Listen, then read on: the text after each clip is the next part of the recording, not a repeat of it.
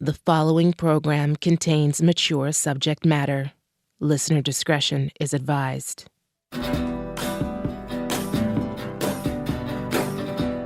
You are listening to Someone Knows Something from CBC Podcasts. In Season 5, David Ridgen travels north to Thompson, Manitoba to investigate the 1986 murder of Kerrie Brown. This is Episode 6, The Call.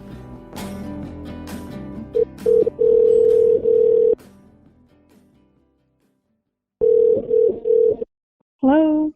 Hi, is this Kathleen? Yes. Hi, Kathleen. It's Dave Ridgen calling. How are you?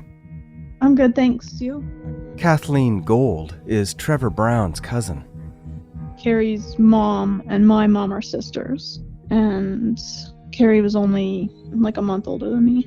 Kathleen lives in Western Canada, where she cares pretty much full-time for her twin daughters, both on the autism spectrum. She's also one of the administrators of a Facebook page dedicated to the Kerrie Brown case. Well, I think the biggest information that I could offer that's more than what Trevor would be able to tell you is I've had a personal Facebook conversation with a retired RCMP officer that used to work in Thompson. He's opened up to me quite a bit and given me some information and his thoughts and feelings and stuff. It took a while for him to open up to me until he could trust me. If I could ask about what he was saying or alleging in his conversations with you, this RCMP officer. He was saying like we should request a national inquiry. This retired officer could be a goldmine of information. Kathleen cites a note he wrote to her on Facebook about evidence that he says was available to RCMP investigators at the time, but nobody wanted to do anything with it. The investigators had appeared to have their minds made up that they already had their suspect. So I don't know if it's true or not true, but that's his position. To us, it's like, was there some kind of mishandling of the case? Like, I don't know. I've received personal tips on Facebook. We've encouraged people to call in, and they've said that they have. They say, like, no RCMP officer called them. Nobody came by to talk to them. So it feels like what he's saying is true. Like, they don't want to follow up on leads because it's such an old case. to back this last point up, Kathleen reads me one of the more revealing public posts made by her retired RCMP source. He said these facts have been known by the RCMP since day one, actually prior to the body being found. I was ordered to turn over all of my sources of information. I was ordered not to follow up on any leads. Putting this in writing is the hardest thing I've ever done. This family deserves closure after all these years. Jean-Marc Villeneuve, RCMP. And is it Jean, like Jean? Yeah. And then Villeneuve, Villeneuve. Where does he live in Ontario now? Do you know?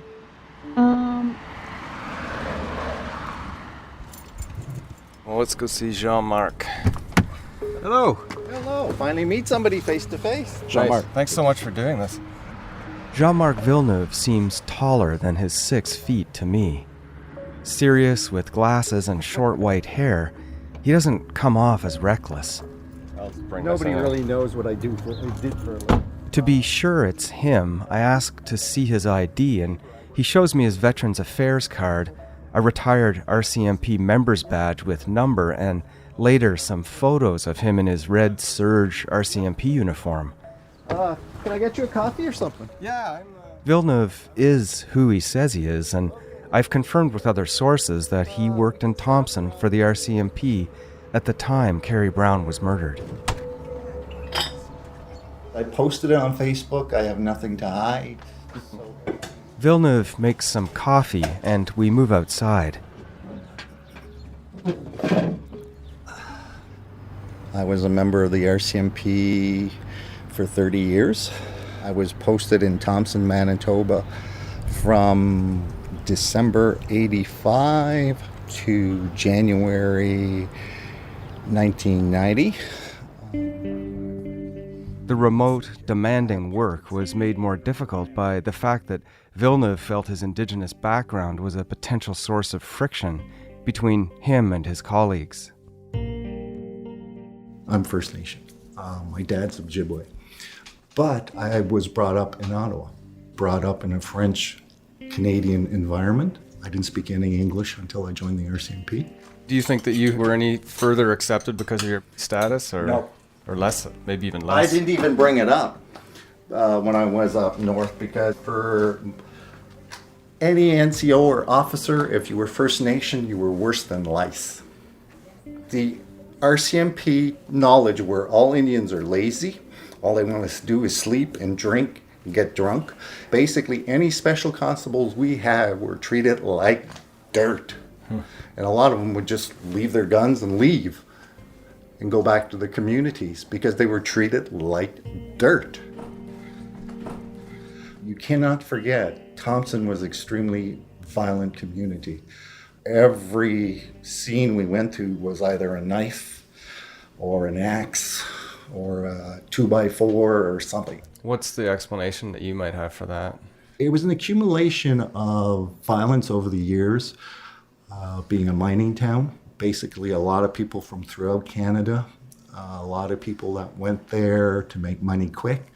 And what did they do on their days off? Was drink, use drugs, and fight. And it had been like that since the creation of Thompson. But it progressively got worse and worse and worse. Villeneuve says he was not officially involved in Kerrie's investigation, but that initially, in the very early stages, right after she had disappeared, he was pitching in on it, and that included being called to the crime scene on the day Kerrie was discovered.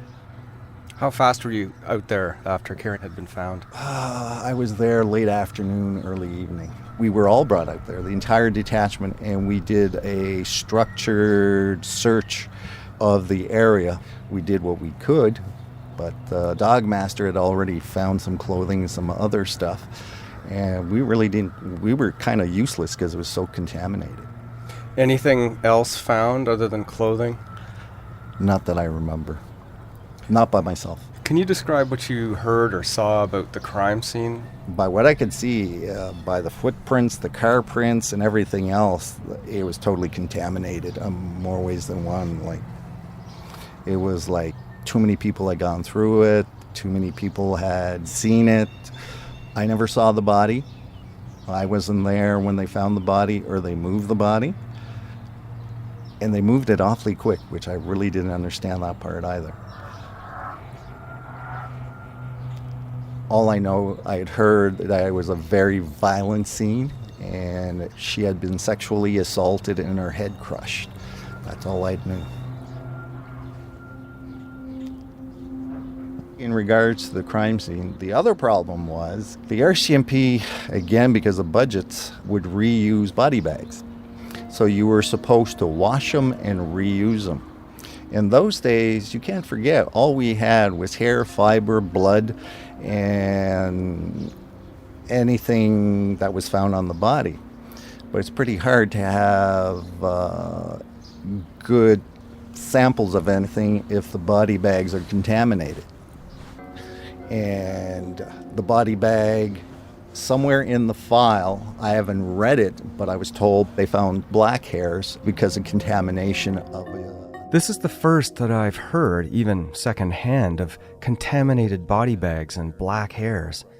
If hairs were found, were they included in evidence or discounted?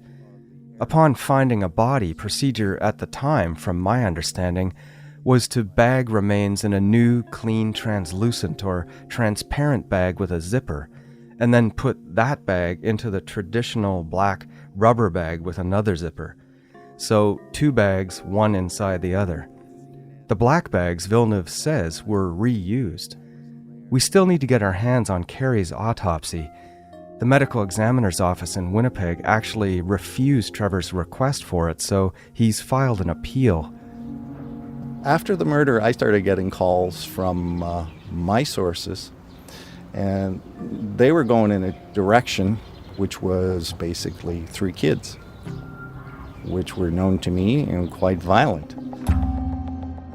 There were 3 men from ages 17 to early 20s at the time. 2 of them were brothers, and the third was a man who goes by the name Eagle. For legal reasons, I can't reveal them at this time. There was an incident the weekend before with Donnie Fisher and those three gentlemen in a van where Donnie had to pull his service revolver and call for backup, and it was a very, very violent situation. These kids didn't care, and they were ready to kill. There was no if, buts, or maybe about it.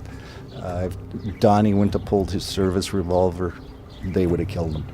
So a report would have been written every time a Not revolver... in those days. Oh, so no service revolver report written? No, there would have been, basically the kids were picked up for, I think it was obstruction of justice and something else, and they were released the next day. I've put in several calls to former RCMP member Donnie Fisher to try to corroborate Villeneuve's story.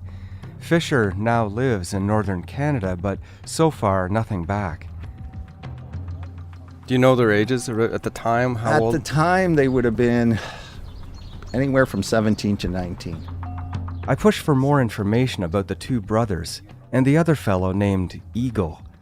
I've never heard of them before either.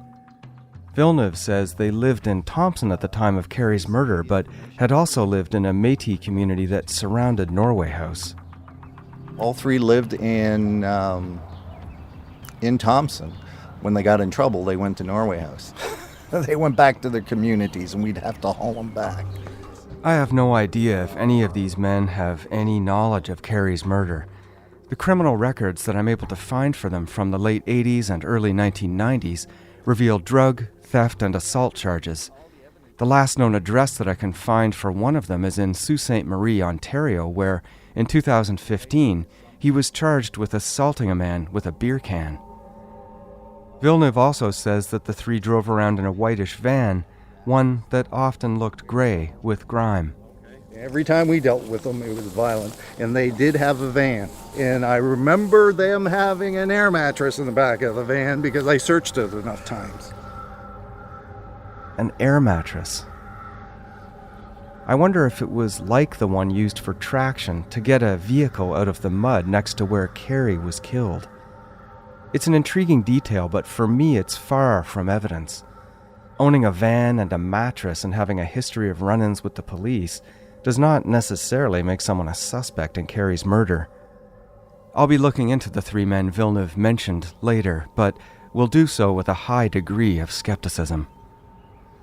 Basically, the information I was getting, it was in regards to the van, and my sources were telling me that. So I wrote it up, brought it to Dennis Hill, who was in charge of the investigation. He said, we have a suspect.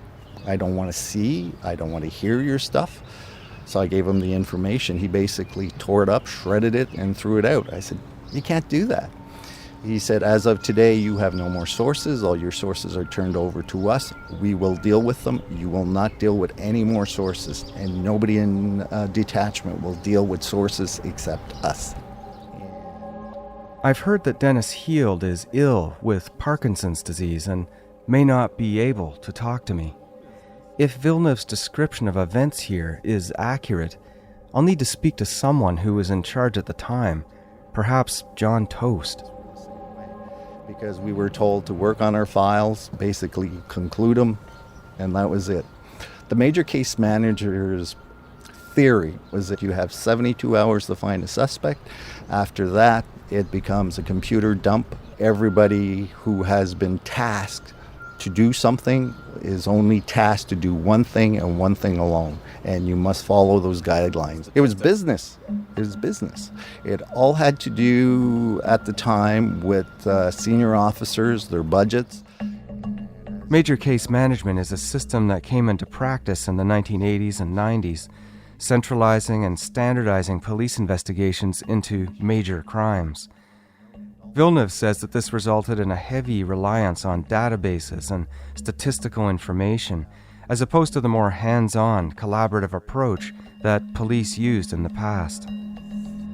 When I first arrived there, any homicide, any strange death, we all did as a detachment. It was all hands on deck.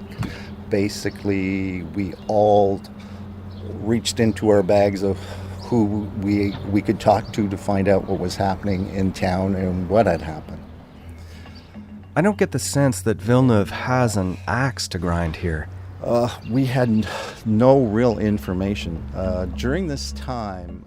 The Brown case seems important to him, close to his heart, and it's clear he's been holding this information he thinks can help for a long time.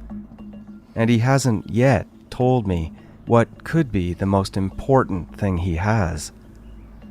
During this time, there was a call that had come in, and the telecoms took the call.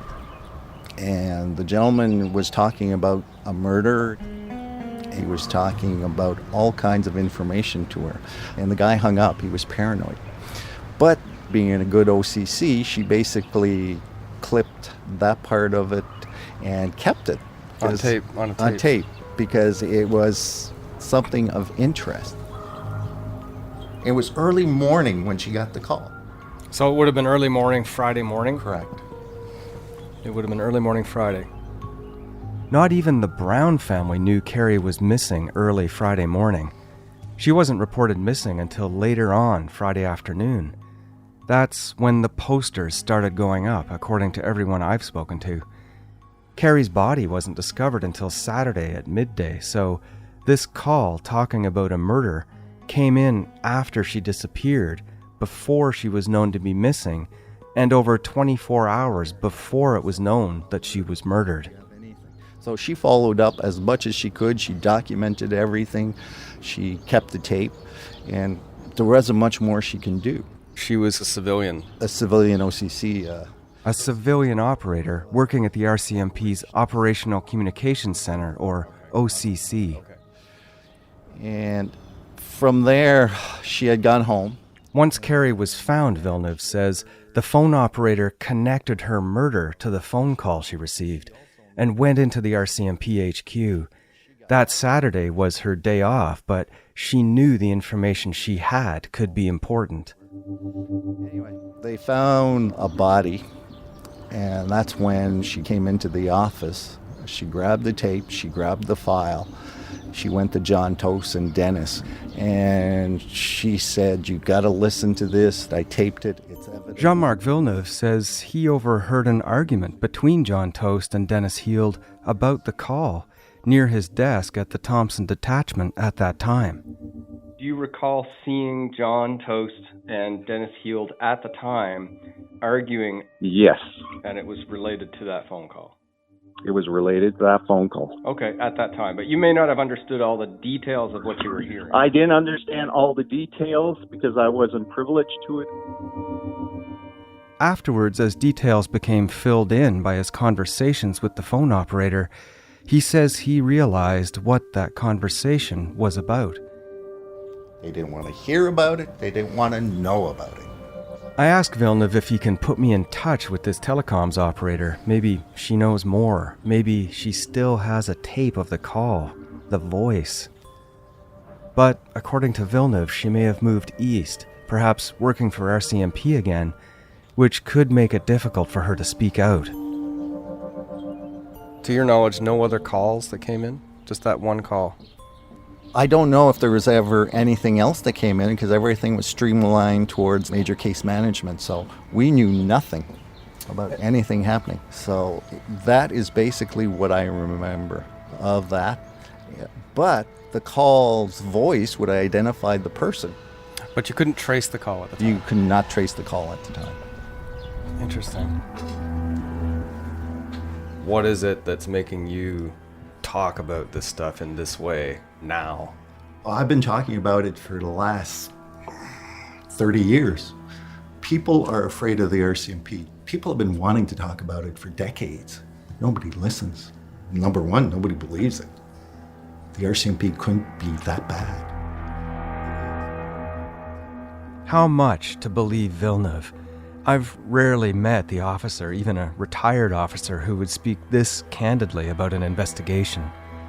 I asked Villeneuve if he had any official problems with the RCMP, and he sent me documents showing a dispute over the handling of an informant. An internal RCMP investigation was conducted, charging Villeneuve with disobeying an order, but the case was eventually dropped and Villeneuve returned to work, but retired a few years later due to health issues. I can't imagine why a phone call like the one he described from someone who may have known about a murder would be ignored by the officers investigating Kerrie Brown's case. The only way to know for sure is to speak to the officers themselves. Of the two original lead investigators, I'll try John Toast. John Toast, as far as I know, is now doing, what are they called? Those tests, lie detector tests. That's what he's doing now. It was a polygraph. Yeah, he's polygraph. He's retired. Polygrapher. Polygraph, John Toast speaking. Hey, John, it's Dave Ridgen calling. Sorry, I didn't get your call there. Yeah, no problem. Glad you got a... Constable Jana Amaro declined to put me in touch with the original investigators on Kerrie's case, but I was able to get in touch with John Toast, and eventually we connect for an interview. So you're still working for RCMP, right? Yeah. And you're in polygraph department? Yeah. This is my 17th year of polygraph, but all my work has been, it's been split between plainclothes and uniform. But when Kerrie Ann was murdered, I was on the Thompson General Investigation Section, so looked after street-level drugs, major crime, that sort of stuff taking place inside the city. By the time I got there, by the time that thing happened, I had 12 years experience. Okay. Before getting to the phone call received around the time that Kerrie disappeared, I want to get a sense of what Toast might remember about the case and perhaps answer some of the other questions that have been percolating. And so what do you remember about the case? In terms of what I do recall, obviously, right off the top is, just the horrific nature of it. I was the first member that went out to the scene that day. I was working that afternoon, and we received a call that a girl's body had been found, appeared to be a murder victim, and we knew, of course, Kerrie Ann was missing, so I went directly out there. I spent most of my time pretty much with her body until more people arrived. I knew from the moment that Kerrie Ann's body was discovered, we knew that that was going to be a complex investigation. She'd been missing for some time. We're dealing with that type of a crime scene. When you were at the scene and you analyzed these pieces of evidence in situ, were you able to make a determination as to how many people took part in the murder of Kerrie? No, I wasn't. That's a fair question. No, all I knew, quite frankly, is that we had a young girl that had been horribly bludgeoned. We had a body, and we were going to be doing an active homicide investigation. But with regards to observations at the scene regarding how many people could have involved or whatever, no, there was nothing at the scene that indicated to me whether it was one person or more. At least my involvement with the scene didn't tell me that. Are you able to tell me anything about the evidence you found at the scene? Really, no. At the scene, again, the way we process crime scenes is I wasn't involved in the collection of evidence. So I wasn't involved in seizing of exhibits or evidence, anything along that line. And quite frankly, my focus was directed, again, to make sure that nobody was contaminating the immediate crime scene, and that was where her body was. Okay, that led me to another question. So I've interviewed two people, both who say they saw police walking all over the scene and trampling evidence and things like that. Has there been any thought in your mind that there was some evidence contamination? Well, I mean, let's face it, in terms of dealing with an investigation, you can always look back and wonder, could there have been a contamination? But by the same token, I think a person's also got to look at it in terms of, we were dealing with a pretty big crime scene. If you looked at where the areas were in terms of tracks, where the air mattress was, branches, that sort of stuff, I mean, we're outside of the city limits. We're dealing with an area that's basically wilderness. And one of the things you've got right away is you begin to wonder, well, what is crime scene, what isn't? So really, to have processed any type of crime scene, maybe without some degree of contamination, I'm going to suggest you probably, may have been impossible. But as far as anybody being careless or trampling evidence or whatever, I can't speak to that. And if I'd seen anybody that was basically contaminating or destroying evidence, I would have said something at the time. Was it ever confirmed that the mattress and the floor mat and the vehicle trying to get out using them was connected to the murder? Was it ever a question? We were aware as to what was at the scene, but whether we can conclusively state that those articles, the air mattress and that sort of stuff, related to the murder, I can't say with certainty right now. I'm not so sure I could even have stated back then. Okay, that's fair enough. I asked Toast to explain to me how the investigation into Kerrie's murder was divided up with the other RCMP investigator, Dennis Heald. Dennis was in charge in the GI section at the time, and I was working along with him. He was responsible for exhibits. He came from a science background, and they thought that would be particularly beneficial. So for the most part, a lot of the time that put me in the spot as lead investigator, and then once he was able to devote more time to it, he and I worked very closely on it. We began to investigate, of course, and then we went where the evidence led us at the time. Where did the evidence lead you? Well, again, it's well known that identified a suspect that we wound up charging and taking to court, and who was later discharged after a preliminary hearing. And why do you think Judge Newcomb threw the case out? There's a difference between, of course, a discharge at hearing and an acquittal. And Pat Sumner was not acquitted. The court never determined that he hasn't committed the offense. In other words, he was not found not guilty. We never got to that phase. They just said that we didn't have enough evidence to proceed to trial at that point. They're saying, well, go back to the investigative phase. We need to gather more evidence. And again, that's basically the way it's sat ever since. Was Patrick excluded on basis of DNA? I don't know. My involvement ended when I left Thompson, and that would have been in 1988. I transferred out of there in July of 1988. So at that point, I think all DNA work was done after I'd left. Can you tell me anything about Sean Simmons as a witness? Yeah, I can. We spent quite a bit of time with Sean Simmons and another young fellow by the name of Larry Leapart. And by the time we were finished, of course, we believed that they were witnesses, incredible witnesses. Is it fair to say that Sean and Larry's testimony is what was the main focus that led you to Patrick Sumner? I think it's fair to say that the information that we got from Sean Simmons and Larry Leapart certainly pointed us in that direction, of course. I mean, if you've spoken to Sean Simmons, he was a sharp young fella. I was impressed with him at the time, I just was. Okay. There was some focus on a green car and a white van. And that comes from Sean and Larry's testimony of seeing these cars coming toward them and turning toward town that night. The focus on the green car turned into a kind of a goldish color car. The white van, was it ever really focused on? There was interest in a white van. I think there were inquiries originally. I do believe there was a white van located, may have been checked or whatever. Beyond that, I really can't comment because I can't specifically recollect, but I know there was information regarding the white van and also the vehicle that, of course, we later seized, but I really can't be much more specific in that regard. So you can't remember any sort of success in locating a white van of that nature then at that time? I know we did our best to run that lead down. It wasn't like we just said, well, we're going to concentrate on one vehicle. Do you remember how many green cars there were like that in the area at the time? Well, it wasn't so much that it was a green car, because if that was the only description we'd have had, we wouldn't have been able to do anything with it. What I do recall when the vehicle was described is that Pat Sumner's vehicle at that time was considered to be, shall we say, a rather distinctive vehicle. Particularly in that city, I think it was maybe the only vehicle of its type at that point. So we had a rather accurate description of it. So it wasn't just a matter of it was a green car.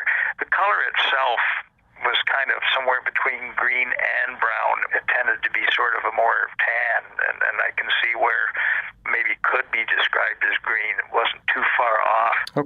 Okay. I had a couple of people tell me about a phone call that came in after Kerrie disappeared, and on the phone call, which was taped. Then I zero in on the mysterious phone call where the civilian operator heard someone say something about a murder. So I need to ask you, do you remember anything about a phone call coming in after Kerrie went missing and with that description? No, I don't. I recall no such thing. I really don't. Had we heard that, we would have followed up on it. Okay, so to your recollection at the time, there was no phone call or no follow-up on a phone call like that? No, absolutely. I don't recall ever being advised of it. I can tell you I didn't follow up on it, but I can certainly tell you if we had heard of anything along that line, then we certainly would have. So I'm aware of something years later I heard of something along that line, but no. And where did you hear about it years later? Just basically a little bit of social media. I don't want to comment much beyond that, but I was aware that there were comments being made or whatever, but... As for Villeneuve's view that they essentially swept the call under the rug, Toast says they did no such thing. Had we heard that, obviously we would have vigorously followed up on it at the time. So we've got that information from someone who worked as an RCMP officer in Thompson, whose name was Jean-Marc Villeneuve, who says he knew you. Did you know Jean-Marc? Yeah, no, I'm familiar with him. He was, I didn't know him well. He was, there was a lot of people stationed up Thompson at the time. He was a uniform investigator. Beyond that, no, I had very little to do with him, and he didn't play an active role in this investigation, at least at the time that I was involved with it. Toast denies any knowledge of a call at the time. Could Jean-Marc Villeneuve be somehow mistaken? Okay, what would you say the credibility of Jean-Marc is? I don't want to comment on that, but I would seriously urge you to consider your sources. So you've got an investigative background, so I'm going to leave it at that, but I think you just might want to take a look at the individual before you evaluate any information that you're getting. I set Villeneuve and that mysterious call aside for now, and move on to asking Toast about the hairs found in Sumner's car. The Crown witness that testified in the hearing testified that there were a number of hairs that were removed from the vehicle that were consistent with Kerrie Brown, with her hair. That was what his evidence was. A lot of people have spoken since about reliability of hair and fiber evidence back when it, depended strictly on microscopic comparison. But I do remember we did present that evidence. Hair and fiber analysis, just like DNA study, has come a long way in the forensic field since the mid-1980s. And one would think, as Bob Urbanowski suggested, that the improvements in forensic study areas could be applied to any evidence still existing from Kerrie's case. Do you recall where they were found in the car? No, I'm sorry, because I wasn't involved in removing them. I just know they were contained in the vehicle. Okay. Somebody had said that there were 2 black hairs found in the body bag with Kerrie. Is that something that you recall? I don't know if there were 2. I believe it was 1. I can't say with certainty if it was 2, but there was a hair found. It wasn't in the body bag either. It was found on a sheet that we shrouded her body in prior to removing her from the scene. Now, we obtained that sheet from the hospital, and it later was found to contain a hair. Yeah. Okay, so the hospital sheet would have been a clean sheet, do you think? Oh, yeah, it was. And I guess I'll take responsibility for that in terms of some training I'd received. It was suggested that the best method of making sure that we preserve trace evidence on a body, a corpse like that, would be to obtain a clean sheet from a hospital, put it down, put the body in the sheet, and then put it in a body bag or whatever. And that's what I asked to be done, and that's what we did. Now, it turns out, of course, that there was a hair, and in hindsight, I realize I regret the decision because we don't know if the hair relates to the crime, whether the hair could be a transferred hair from someone that was perhaps working at the hospital, laundry, or whatever, but there was a hair. Okay. Is the supposition then that the black hair was part of the crime scene? I wouldn't say it's a supposition, but we did have to deal with the fact that there was a hair found in that sheet, and I can't say with certainty to this day, does it relate to the crime scene, or could it have been the sheet when it was transported to the crime scene to wrap the body? Were there other suspects in the case? I can tell you with clear conscience that any time we heard anyone could have been involved in any capacity in that murder, witness, suspect, or whatever, we followed up on that. I can't tell you right now, or quite frankly maybe won't tell you, number of suspects, other people or whatever, but I can tell you any time we received information that someone else could have been involved in any way in that murder, we followed up on that. Sean Simmons and Marilyn, his mother, both claimed to me that Sumner himself and his family members at various times were following them around town very closely in an aggressive manner. Did you ever hear, after Kerrie was murdered, did you ever hear about any kind of threats from Sumner family to others, such as Simmons? No, I don't. I think given my role and responsibility at the time, I think I would have known that if I was there when it did occur. Not to say it didn't happen, but I don't recall having any personal knowledge or involvement in anything along that line. But after Sumner was discharged, what did you continue to look into the case personally, or how did that work? And I remained with it for quite some time. That was put us into 87. And I didn't leave until 1988. 1988, January of 88, for the last 6 months, I did go back in charge of a uniform watch, which removed me from that investigation. But I can promise you right now, I promise Trevor or anybody else, yeah, we did. If anything came up that was new at all, we followed it up. And, it's unfortunate because now and again, there's always suggestions or whatever, tunnel vision, fixating on a suspect. I can promise you right now, as I guess the primary investigator in that case, we would have gone wherever that evidence led us. We never, ever would have been satisfied saying, well, we have a theory and we'll disregard all others. We kept all theories on the table, and we constantly went wherever the evidence pointed us. There's a lot of rumors, lots of fingers pointing, lots of, I know this happened, he must have done it. And, that's inherent with a town that size, though, too, because to say that place went into a state of panic wouldn't really be an understatement at the time. With panic comes emotion and tips and rumors, and it was tough to manage in the beginning because you don't want to say you're going to exclude anything or ignore anything. But the sad part of it is you can get sidetracked with rumors, innuendo, gossip, that sort of thing, and occasionally that may have happened. And, I won't get specific who, but there's people that maybe have tried to insert themselves and they're claiming they have knowledge that really maybe they don't have. And if so, I don't know where they...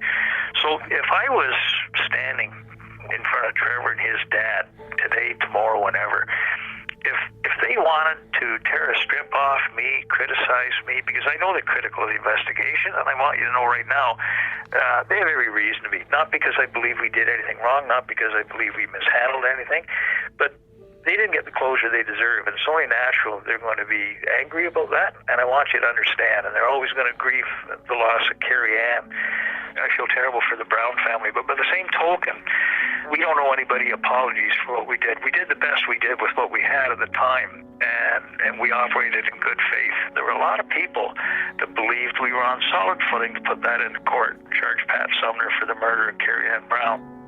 I believe there is someone that knows, at least one person. I really do. I think there is someone that can tell us what did take place that night, and I just hope that one day we're able to gather that sort of information to give the family what they need, because it's long overdue. It's apparent that Toast still feels they arrested the right man in Patrick Sumner, but just couldn't gather enough evidence to take him all the way to trial and beyond. But that phone call still plays on my mind. Toast says that if such a call came in, it would have been followed up on, so did the call happen or not? To find out, I'll need to speak to the operator who Villeneuve says took the call. He sent her some Facebook messages but didn't receive a response. An old phone number that I found for her doesn't work either. 8th floor, etage. But there may be a different way to hear from her. Okay, Suite 880, APTN, Aboriginal People's Television Network. Looking for Kenneth Jackson. Journalist Kenneth Jackson worked briefly on the Kerrie Brown case in 2013, and I'm hoping to pick his brain about it a bit. He had only undertaken a couple of formal interviews for it, and he didn't have the resources to continue the story. But there's also another reason I suspect why the story never happened, related to one of Ken's interviews, the one he conducted with the civilian phone operator. Hi. Looking for Kenneth Jackson. Okay, sure. And what's your name? David. Yep. APTN, the Aboriginal People's Television Network, is a national Canadian broadcaster of news and stories by, for, and about Indigenous peoples. The Ottawa Bureau is located in a suite of corridors and big windowed offices converted into studio spaces, housing about 10 employees close to Parliament Hill. Hey, dude. Kenneth, how are you? Good, how are you? Nice to see you. You too, come on in. Jackson seems too young and ambitiously energetic to have a head of gray hair hiding under his baseball cap. He's one of several award-winning journalists at APTN and enjoys getting in front of people to draw out information. So this is the whole Ottawa Bureau right here? Just the Ottawa, yeah. We settle into an office and close the door. So tell me a little bit about yourself and how you got into APTN. Well, I've been working at the Ottawa Sun here in Ottawa, a tabloid paper there as a crime reporter for 3 years or so, cover murders, go to doors, get a photo, hour after a kid died, getting people to talk. Eventually, you always do. After a few years reporting crime for the Sun in Ottawa, Ken decided to strike out on his own and eventually found his way to APTN. And I've been here for almost 5 years now. And in 2013, early in his tenure at APTN, Ken came across the Kerrie Brown case. Well, I think what happened is I saw this RCMP officer, former RCMP officer, chatting on Twitter a lot, and he seemed pretty vocal. So I followed him, figured, maybe he knows something about anything. Didn't know, I just thought he could be a good contact. The story already sounds familiar, and so is the name of the former RCMP officer, Jean-Marc Villeneuve. So I started talking to him, and he started talking about this murder up in Manitoba. And he said it was a white girl, and it's been unsolved for a long time. And right away, I'm like, I work for APTN, so it's obviously it's a murder and it's important. But my job is that there has to be some sort of Indigenous angle to it, right? That's in our policy. So I was like, I listened to him, and we chatted through email quite a bit, and then he started to say, it's my story and this other person. And this other person was a civilian member of the RCMP. And I'm like, okay, well, I'll chat with this person and see what they have to say, and it took a while to get that person on the phone. After some back and forth, Ken was able to connect with the civilian telecoms operator who received the suspicious call before it was known that Kerrie was even missing. She goes, he sounded scared. He didn't want to be recorded. He didn't want to give any information, but he knew about this murder before anyone else. And she didn't have call display, and he wouldn't give a number, but surely there was other means of tracking down that phone call and who made it and where it was placed and whatnot. None of that happened. And from what I understand, she used the term tunnel vision. The investigators had tunnel vision, and they had a suspect in mind. I'm used to hearing, and so was anyone else, that they treat Indigenous cases differently, and they ran away, or she was in the sex trade, she's just a dirty hooker and she deserved it, or whatever. That's the frame of mind that people have grown up with. But this was a little white girl, and so I was like, well, if they're gonna do it, this little white girl, who it's a vicious thing that happened to her, then I think there's somehow an angle I can use at APTN, even though she's not Indigenous, to show this is a problem in that area at the time. Either way, when she recounted the call to me, she remembered it like it was yesterday. I think in my emails, my notes, I used chilling to describe how she responded to it. Because in my mind, I was trying to do this for our Investigate show, which is like a 23-minute TV show. So I was trying to get her on camera, because I remember thinking my feelings of it, and thinking, holy shit, I need to get her on camera. Because she's solid. She's like one of those contacts, she's solid. You know what would be great is if you just played it for me. If you played the beginning and say this is it, and then it's like I can let me go get it. You sort of intro it, and then I can just get it from you. Let me go get my laptop. Yeah. Watch it for all these years I didn't hit record or something like that. I didn't do it properly. I've never listened to it since. So when was this interview recorded? Well, it says June 12, 2013. June 12, 2013. A recording that has sat dormant for 5 years.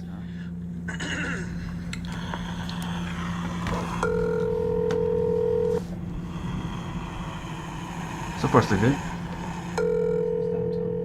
We'd found the recording, Ken's interview with the telecoms operator.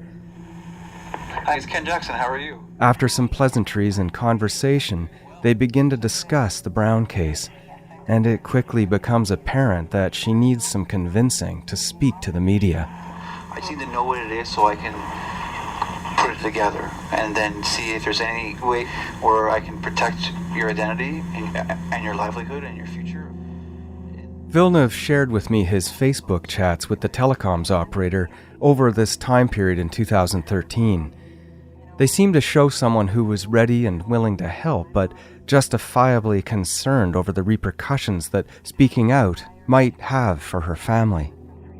Shortly after these conversations began, the operator's husband was transferred to another province, and she was hoping to find a job there, possibly working once again for the RCMP. I give you my word that nothing is going to be printed or broadcast without you knowing and without your permission, basically. In 2013, she decided not to go on the record with her story with APTN. Okay. All right, I'll be in touch. I gave someone my word. I didn't realize that I had to work so hard to get her to open up. I had forgotten about that. We both have extremely mixed emotions about the phone call we've just heard. On the one hand, it's clear that she is a credible witness, one whose information could positively change the trajectory of this investigation. On the other hand, it's clear that her interview with Ken can't be published, and that's why I can't play it for you here. And a reapproach to her is important, but it's so important that you did that initial work, even though it never went to air. The stuff that you gathered was important, and that's why I'm here, basically. Yeah. Because he had made the original connection, Ken has tried to reach out to the operator over Facebook on my behalf, but no reply yet.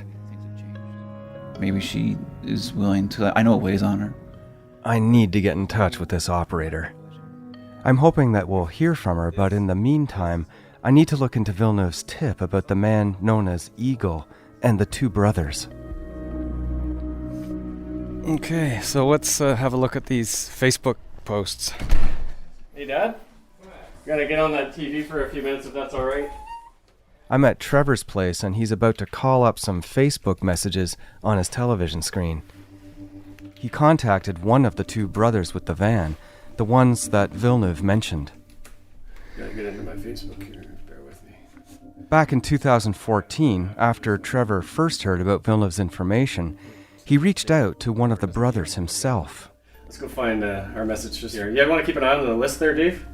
So as I scroll down here? Yep. Let me know when you spot his name in case I miss it. There he is. April 19th, 2014 at 1:31, you wrote this message. Long time without speaking, I just wanted to ask you if you or anyone in your family were ever interviewed by the RCMP regarding Kerrie's homicide. Please forgive me for my abruptness, but I'm just trying to make sense of what I'm hearing right now. Please drop me a line when you can. Much appreciated, Trevor. He responds a short time later. 15 years ago, yes, they took all her blood. They took mine, but that was 15 years ago. What's the problem now? I meant to say, yes, they took my blood, but why are you going to answer me back? What's going on? It looks as though Trevor didn't realize that the fellow he was writing to was replying to him. Yeah, this is when I didn't know he had messaged me back, I was telling you. Hello, why would you ask me something I have no clue about? If you're not gone to answer me, then don't bother me, because I have no clue what the hell you're trying to say. Why would you send me story, then not answering my texts? The brother wrote a number of messages, becoming increasingly upset with Trevor's silence after broaching such a sensitive topic. Maybe you get the story straight before you think now what you're talking about. And when I lived in the PA, the RCMP came and took my blood 15 years ago. You better watch what you're trying to say and make sure you have the right story before I try. And that's not right, you asking me something I have no clue. You tell me to drop a line and then don't answer. Trevor didn't attempt to pick up the conversation again until over 2 years later, in May 2016. Hey, sorry I missed all of your messages. I'm not sure why I did not see them at first. Trevor tries to re-engage, but doesn't have much luck. And then he says, on 19th of May at 3:30, anybody that goes to jail will always get their blood put onto the DNA bank to check it anyway. Why are you asking me something I don't know about when you're asking the wrong people? The police stopped me in the street, London, in the PA, Manitoba, and they requested my blood, so I gave them my blood. This was 15 years ago. So they asked him, he says he gave... He was living on London Street. I know that street in the PA. The messages read as frustrated and angry. He closes with, listen, I had enough of you. Leave me the fuck alone and go find S-E. Someone else. Someone else. One else. Someone else to bug. That's the last. That's it. According to the brother's messages to Trevor, police collected his DNA, but it isn't clear to me if this was part of the investigation into Kerrie's murder or for something else. I hope if anyone listening knows how I can talk to him, his brother or friend who goes by the name Eagle, they'll let me know. I'd also like retired RCMP member Donnie Fisher to call me back. Did he also see an air mattress in their van? And was it red and blue like the one found near Kerrie's body? My interviews, outside of those with police, introduce scenarios that lead away from Patrick Sumner. Other vehicles, other people, circumstantial evidence. But police, old and new, still believe Sumner knows something. And none of the scenarios fully discount Sumner in my own mind. He still could have been there. And we know that there were at least 2 perpetrators, maybe more. Was the mysterious phone call a potential tip from someone who was there and participated in Kerrie's murder? John Toast says he knows nothing about it. I have to talk to the person who took the call, convince her to come on record, if I can find her. And there are many other tips that have come in over the years. Have the police followed up on them? I know for a fact that there's at least one tip they haven't looked into. A name written on a scrap of paper and slid across a table in a bar to Jim Brown.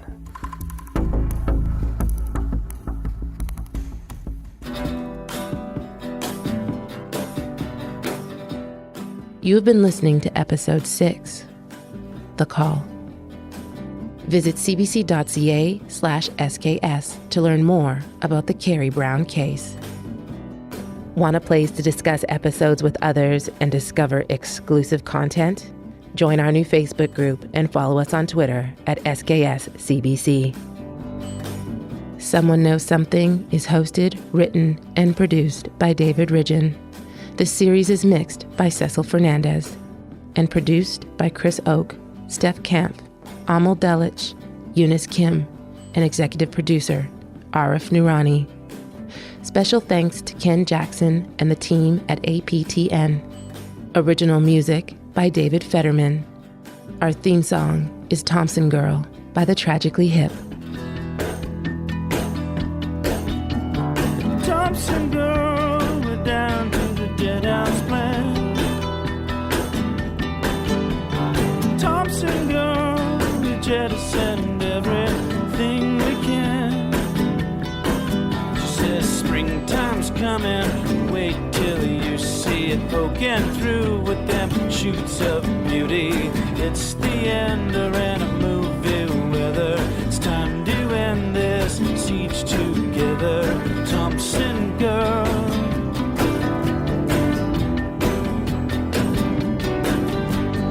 Thompson Girl.